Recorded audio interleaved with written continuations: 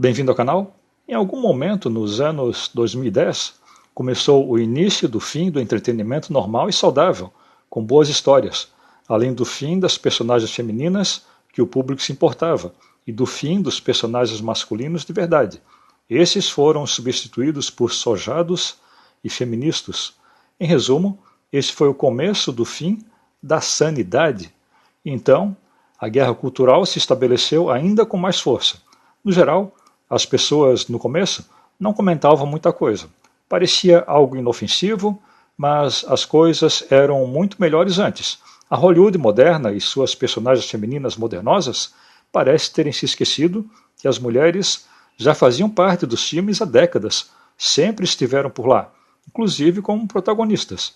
E elas tinham a capacidade de proteger e de se importar com os outros, às vezes pagando um preço alto por isso.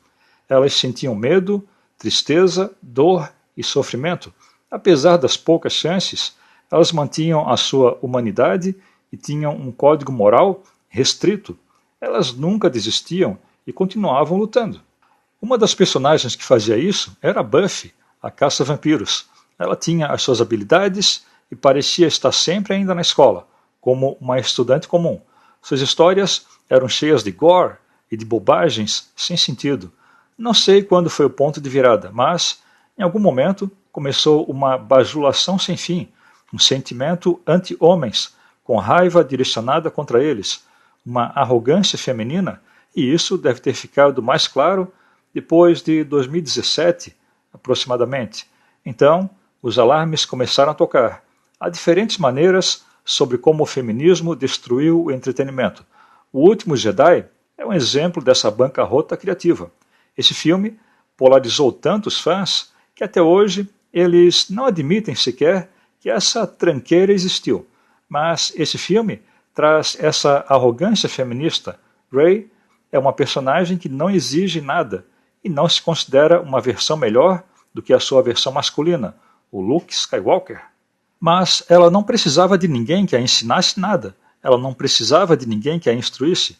Em vez disso, ela queria alguém que a colocasse na melhor posição possível. Então, ela já achava que merecia um lugar entre os grandes. Apenas isso.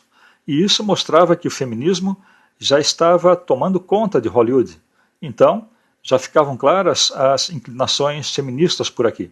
E continua assim com séries como Batwoman, uma série que, felizmente, logo foi cancelada depois de 2 temporadas. Não sei se alguém no mundo foi sádico o suficiente para assistir a um lixo desses por 2 temporadas. Batwoman deve ter sido o mais miserável exemplo do feminismo tóxico, pelo menos até aquele momento. Não havia nada de sutil, os diálogos e as intenções eram grosseiros, cada palavra que saía da boca da Kate era se enaltecendo, se autoelogiando, se autoparabenizando. Uma arrogância, um desprezo e um desdém constantes. Ela se comparava do nada até ao Bruce Wayne, mas uma personagem dessas não serve nem para limpar as botas do Batman, quanto mais para herdar o seu manto. Essa série era um presságio daquilo que as personagens femininas se tornariam. Kate Kane foi um arquétipo de uma mulher recebendo os méritos através do trabalho e do legado de um homem. Mulheres que nada fizeram e que não merecem um manto que elas roubaram, e mulheres exigindo atenção pelo simples fato de elas serem mulheres. O roteiro era um desastre e era uma porcaria e trazia como resultado esses péssimos personagens. Mas podemos olhar para outras épocas onde ainda existia alguma inteligência e alguma sanidade no mundo e não movimentos coletivistas retardados como vemos hoje em dia. Galadriel, por exemplo, a normal, aquela escrita para a trilogia do Senhor dos Anéis, e não aquela psicopata da série Rings of Power. Cada linha de diálogo que ela repetia valia a pena refletir e pensar a respeito. Ela entendia que cada um tinha sua própria jornada, e o melhor que ela podia fazer era encorajar, confortar e trazer paz durante os momentos difíceis. Ela não pretendia destruir o grupo de heróis e entendia que cada um tinha o seu papel para cumprir. E esse é um contraste com a psicopata Galadriel, de Rings of Power. Ela nunca trouxe palavras de conforto ou para encorajar. Ela nem é chamada de lady, já que isso iria demonstrar apenas uma mulher normal e feminina. Essa Galadriel psicopata não é uma lady. Então, o que fizeram foi remover a sua feminilidade e a substituíram por expressões de dominância e de ódio, porque poder é a única coisa que as feministas reconhecem. Mas isso é um contraste com essa cena de O Senhor dos Anéis, quando Frodo oferece a Galadriel normal todo o poder do mundo, e ela recusou. Mas o que o feminismo e a Galadriel psicopata não entendem é que o poder pode ser corrosivo e pode levar ao desespero e à destruição. Afinal, toda a história do Senhor dos Anéis é sobre não ser corrompido pelo poder do anel e, por extensão, pela corrupção do poder. O anel sussurra nos ouvidos de seu portador todos os desejos que ele poderá satisfazer, e ele só precisa ser usado.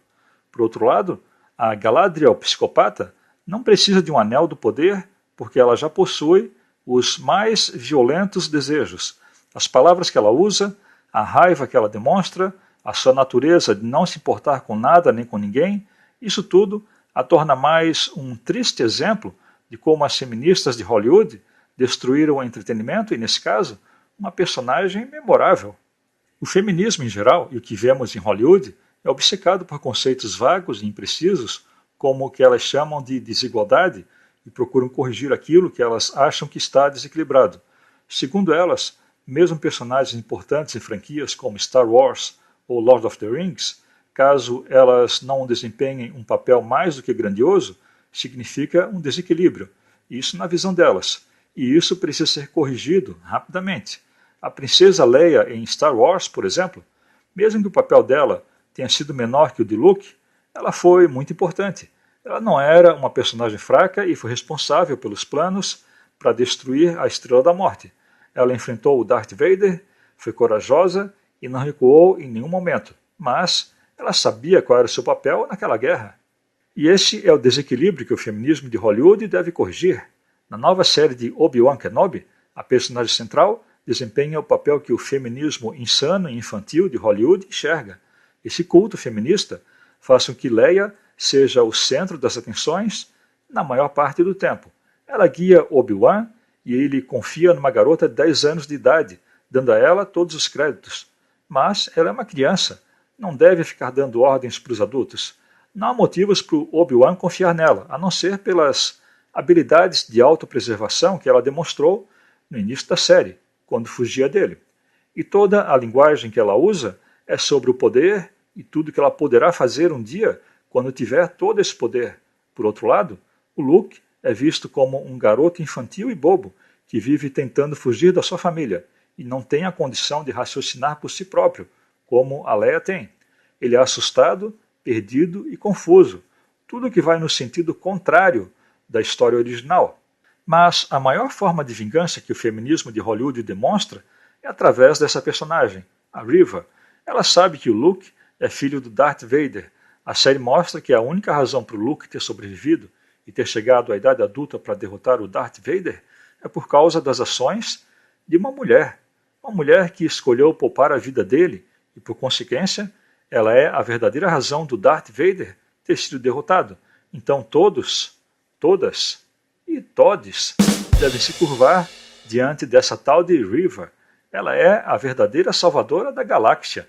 A maneira como essas feministas e esses feministas escrevem é o motivo do entretenimento dos filmes terem chegado ao fundo do poço e de todas essas franquias terem sido arruinadas.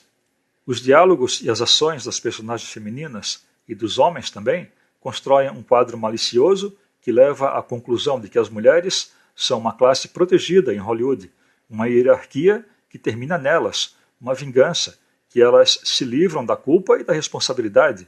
Aqui eu citei só alguns exemplos horrorosos e descarados. Não tem a menor sutileza, já que para isso eles precisariam de alguma inteligência, e isso o feminismo também não tem. Riva é uma inquisidora e ela atinge só os homens e precisa provar o seu valor no mundo dominado por homens. Ela também é de outra raça, e isso soma mais uma camada de vitimismo para ela, porque os escritores querem colocá-la como uma representante de grupos que eles acham que são marginalizados. Então, ela tem ainda mais razões para demonstrar raiva contra as pessoas que a desprezaram, mas não precisa ter nenhuma responsabilidade. Então, ela está totalmente justificada em culpar todos os outros, menos a ela própria, pelos seus problemas, e nem mesmo um personagem que carrega um legado, como o Obi-Wan Kenobi, pode culpá-la de nada, e por isso ele a absolve por qualquer absurdo que ela tenha cometido. No filme da Viúva Negra, eles preferiram modificar o vilão, o Taskmaster. Originalmente, ele era um personagem masculino, e ele foi substituído por uma mulher, que era a filha do outro vilão do filme. O roteiro empurra grosseiramente a ideia de que todas as vilãs femininas não têm escolha sobre as suas ações, e assim elas podem atacar, sem mais nem menos, os outros. Elas podem agir de maneira errada, já que são uma classe protegida. Então, o assassinato pode ser minimizado, o genocídio pode ser só a consequência de um ataque de fúria, e não há consequência para nada do que elas fazem. Isso porque nada vem de errado delas. O escritor Mark Twain dizia que a raiva é um ácido, mas parece que as feministas e os feministas de Hollywood nunca ouviram falar disso. Para eles, a raiva e o poder são as únicas verdades que eles acreditam. Então era isso. O que acha desses filmes atuais? Diz aí nos comentários. Valeu, até o próximo vídeo.